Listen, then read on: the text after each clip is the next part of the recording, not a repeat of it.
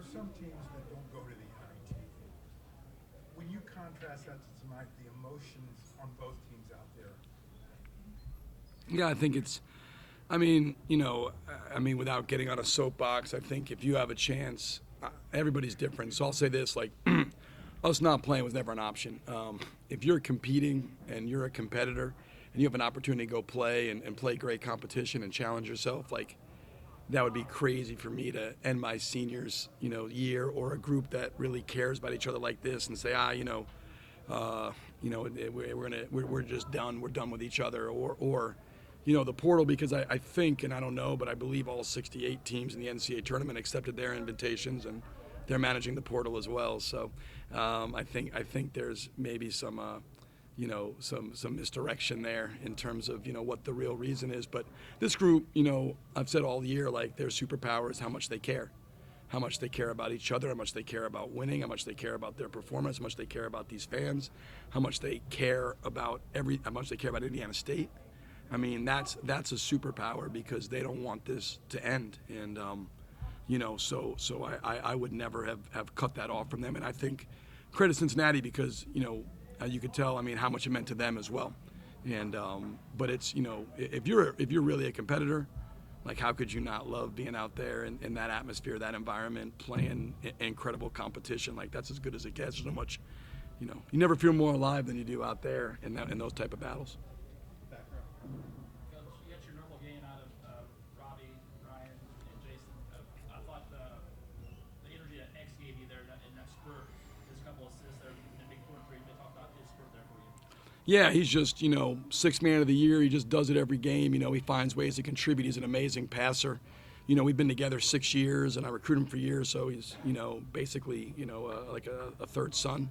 We've known each other 7 years, and he's just he's so smart. He's so tough. He's such a great teammate. He coaches much more than I do, so he's over there standing up. He's so whether he's playing or he's coaching, he's just, you talk about a guy whose emotional investment in the team is not predicated on his playing time. Like, that's super rare in today's world, that your emotional investment in something is not dictated by how much time you're playing. He played 11 minutes tonight, and there's games where he's played, he's played a lot the last 2 NIT games, and Swope didn't play much in those games. And these guys, they just, the ability to enjoy somebody else's success, the ability to come off for him, like, he's the rarest of birds, because he can really, really play, but he doesn't have to play, if that makes sense. Like, he's an excellent player, doesn't have to. He's not going to pout or mope if he's not getting his time, and he'll be ready when I call on him, and he goes out and whatever the team needs, he provides, and he's done that all year long. And we're nowhere close to this without having him. Coach, you talked about Julian Larry. He had 4 fouls, coming up in the second half. How do you play around that with one of your better guys, who's a floor general, getting 4 fouls? Well, we're fortunate. We have. One thing we're not short on is point guards, with Ryan and Swope, and we got a lot of guys that can handle the ball. But, Ju gets 4 fouls, and, I think that's one of those things. Like, Ryan got 2 fouls during the second half. Like, I think, I'm not going to foul my guys out. I'm going to let the referees do that. I'm not going to just sit them because they have 2 fouls or 4 fouls. You got to trust your guys, and I don't want to be the one to foul them out. Let them do that. And I thought Jude did a really good job of playing intelligently. We took him out when he got his 3rd for a minute or 2, and then we got him a minute or 2 when he got his 4th. But he went back with the last 5.5, 6 minutes, and he was terrific down the stretch. And I thought, and it'll probably go underrated, but his defense, and certainly Swope's defense on Jizzle James there late in the second half, was as about elite as it gets. In the ball screen coverages and what they were doing, both those guys were fantastic on the defensive end of the floor to help close the game.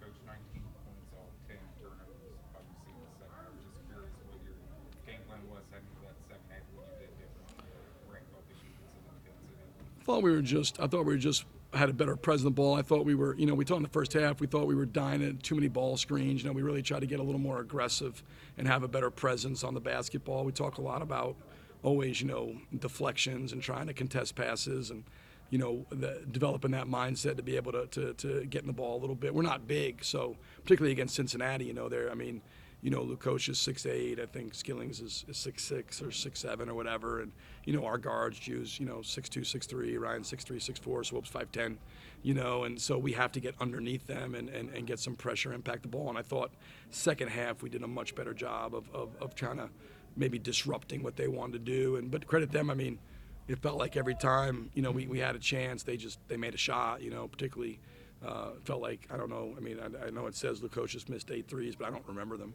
It just felt like every one he shot went in. So, but I thought we did a good job. And then it got us out in transition, which for us is the best thing we do. If we can get deflections, create turnovers, this team with its speed and its skill is at its best in the open floor. And so we were able to get out and convert those 10 to 19 points. I assume the 8,000 plus helped tonight, and how many of those can you squeeze into Hank? Well, I hope. I mean, it's not that far, so I would hope we get all 8,000. But no, the fans, that environment, and it's been like this, a lot of the season. So I don't want everybody to think like, oh, this was like an anomaly. Like it has been that electric, that packed. Like this year, it's one of the best environments in college basketball, and it's a hard place to come play. Everybody's like, well, people always wonder, why Power 6 schools don't come here.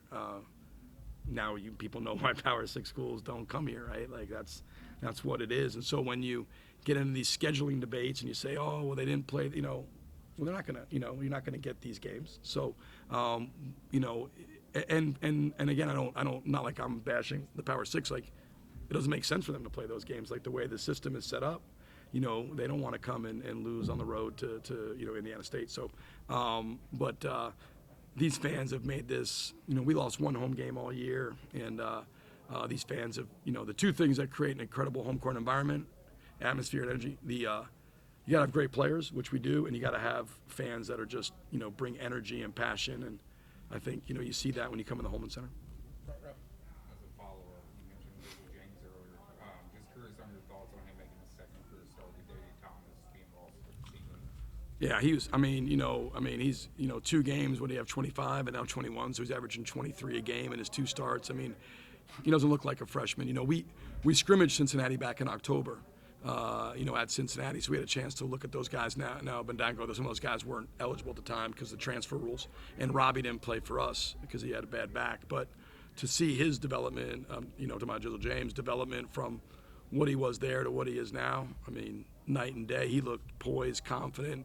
He was getting to his spots. I mean, we had a lot of trouble with him in the pick and roll. I mean, that was, Lukosius coming off screens and shooting, and Jizzle James playing the pick and roll were probably the 2 things that gave us the most trouble, and watching him score 25 against Bradley, then come in the night and do this was, he's very, very impressive. He's got a chance to be a, all-league guy at the Big 12 level. The way he plays, his poise, his confidence, his shooting ability to get to his spots, and he can, he can pass out of there as well. You took your last time out there, Isaiah's last free throw there. Was it, did you tell the kids to foul if you missed, or was it something? Yeah. No, it was, so I was debating because we wanted to foul if we missed because the window of time was right. So we want to be in what we call smack, but there was also like a little bit of confusion. So I didn't want to like, free swope, which maybe I did, which probably bad coaching. But the goal was to communicate that, if we missed a free throw, we wanted to let them rebound and take a dribble and smack because the window of time was going to, it would work in our favor, right? So, and if we made it, we were going to be what we call prevent, like a zone press, just to make them take time, bring the ball to the floor. And then we missed the free throw. We were able to foul, and then got the free throw rebound to close it. So that was why I used it, but it turned out to be probably not the brightest thing because Swope missed the second free throw. So that's on me. Last question, Hunter. You mentioned the fast break, get out in transition. You really kind of decided the game there in those last 10 minutes. How much can you kind of just pinpoint some of your guys' passing, whether it's Bledson making that, half-court dish right to the rack for Julian for a layup, or some of the other passing you got from Swope as well after some of the free minutes?